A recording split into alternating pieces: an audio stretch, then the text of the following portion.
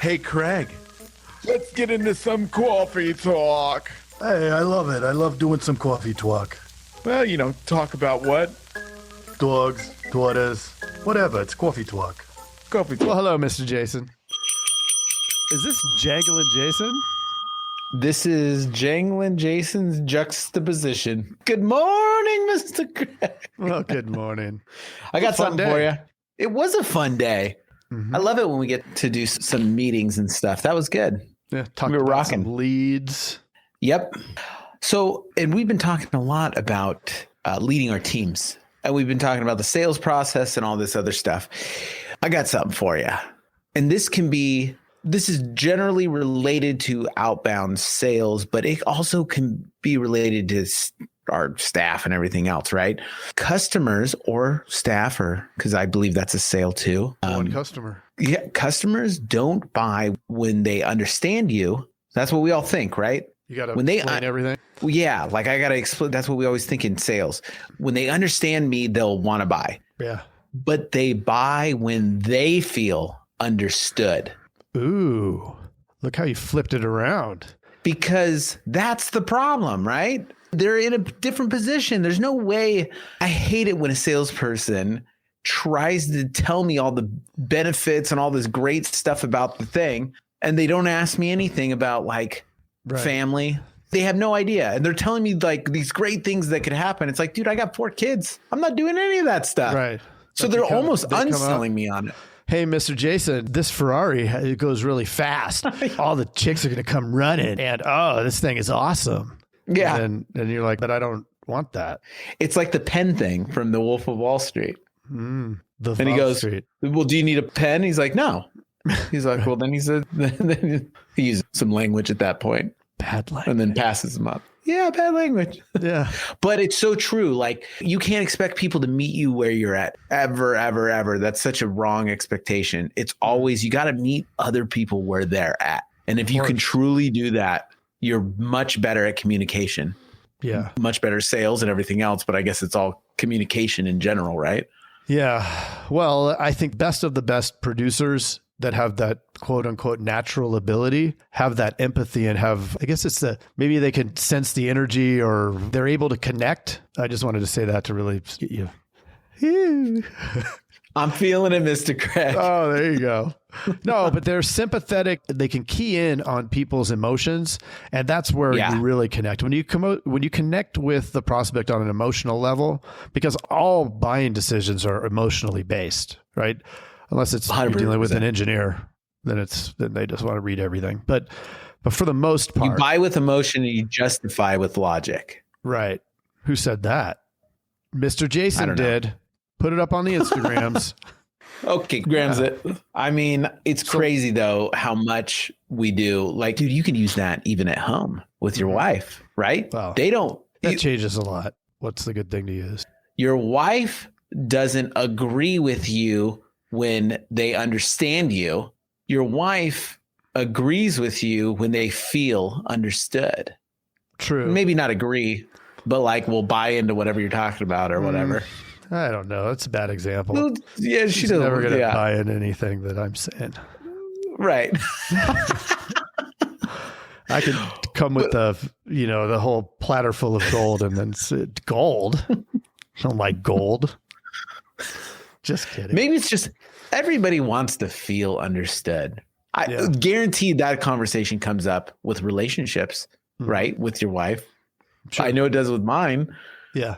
I always try to solve. I just had I guess it was not an argument. How do you sugarcoat that? A debate. Jovial debate. Yeah. Janglin' Jason. But it was about that. I always try to solve stuff. I try to solve stuff. That's what I do. But she just wanted me to listen. She even said that I just want you to be there for me. I want you to be there emotionally for me. Yeah. We're getting deep here, Mr. Craig. But to me, that is being there emotionally for her would be to solve the problem. If you and I came her at her need. I know. Right. And her attachment to that was she just wanted me to listen. I'm like, okay, now I got to remember that. That's what she means by that. But that's challenging as a business owner because, and you even said this earlier, is not on this thing, but on a different call. You said, as business owners, we're constantly solving problems. Like that's what we do. That's it. Right? We have to be ready for the next problem and let it interrupt us and solve it and move on to what we were working on or whatever, right? Or move on to the next problem. So our mindset is problem solver, move on, move quick. And we move pretty quick. And when we get home, we have to be able to take off that problem solver hat, put it like Mr. Rogers puts his sweater or his jacket up and then puts on the sweater. And now it's probably good to be a empathetic listener. Right. Which to me doesn't make any sense. I mean, I really struggle with that. Like just listening, just to listen. I struggle with it too. And it really goes back to feeling understood, right? For me, I want, like, when you and I talk, we try to help each other try to solve problems. Sure. Like that means that you care, or that means that I care. Right. But if as we feel it, right? Like, if I say blah, blah, blah, blah, blah, you're going to go, oh, have you thought about trying this? And then I'm like, yes, that's exactly what I wanted. Perfect. And then I go run and execute. And but that isn't, it's so crazy. But then you go back to I would say that you and I are emotional. This is getting weird, but emotionally there for each other. Right. Oh, Mr. Jason. But my wife's the same phrase with the same actions would be totally different for my wife, because emotionally there for her means just listening, not trying to solve problems. Which again, doesn't you know what I mean? Sense. Like, how could you just say, I have this problem, I have this problem, I have this problem. And then the response is, boy, that sure seems tough. We haven't closed the loop. No, but that's it. And but why? And that is meaning she's bought into me in general when she feels understood. So if I have that response to her, then if I have the response of trying to problem solve, that is not feeling understood to her. Where if I'm doing that with you, you're feeling understood. Yeah. You know what I mean? You got to meet people where they're at. Right. And then each individual is where they feel understood. Right. Which is very challenging because they don't tell you outright. Well, sometimes they do, but I'm speaking not now of the wives, but of the prospect for the producers. They don't want to be sold, right? Nobody wants to be sold. So it's like, hey, I have this awesome thing and we've put more coverage and let me tell you what that means. And they're just going, oh man, I don't want to hear all this crap. Right? I don't even want to hear now. Right. Exactly. So it is interesting. You have to help them by showing them potentially the gap without sounding like you're trying to scare them too, because I think they smell that from a mile away. Oh, you can get sued if with what you have now. It's like, well, dude, scare tactics. I don't like that either. Right. Yeah, you got to understand. You got to know that they have a little daughter named Sally. Can you imagine if what's great is we'll come out to your work when you're working at McDonald's and this will happen. And, imagine little Sally. You got to build the scenario so they feel understood. If you can recreate or verbally express how whatever you have can benefit them and their family and everything with where they are, then it seems like you care. Where you're not just saying, well, this has this and this has this. It's like, who cares? I think then it requires a lot of finesse and some discernment in that conversation, right? You're listening between the lines. Yeah, you got to care. I mean, you have to show up to the conversation. It has to be a conversation back and forth, learning a little bit. You have to care. Yeah. And I love how a part of the presentations that we use, the scripting, is asking those important questions like, where do you work? Oh, you're doing the Axel, that callback to the Axel Rose there. Right. Doing, where do you work? Who lives at your house? Now you find out about little Sally. What do you like to do for fun? Like when I first brought that up with the team, they're like, that's weird. It's like, no, it's not. They're going to tell you something they like. If they tell you something they like, they're like keyed up. Tony Robbins would say they're turned on, not the way that our wives are, but turned on, like they're or now, not right. Or not. That was the fun. That was the sarcastic joke of it. So it's, you get them in state. You get them in state by them talking about themselves, about something they like. Now they think this dude cares. Right. Everybody likes talking about themselves. Let's be honest.